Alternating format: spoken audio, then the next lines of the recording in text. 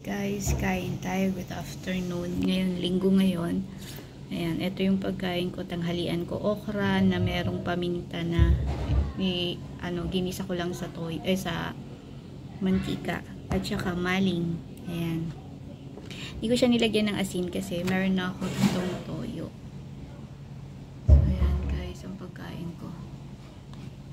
Ayan. Sunday ngayon, pero hindi ako nag-off. Ayan, sobrang sarap yung talong. Ang ganda. Yummers. Kita nyo yung talong na yan. Ang sarap po pagkaluto. Spam.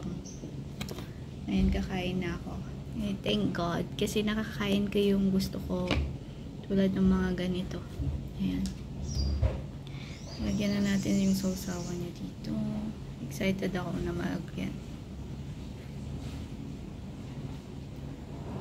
Ayan. Kain na tayo. Kain pa tayo. Thank you, Lord. Bless niyo po yung food ko. In Jesus' name, Amen.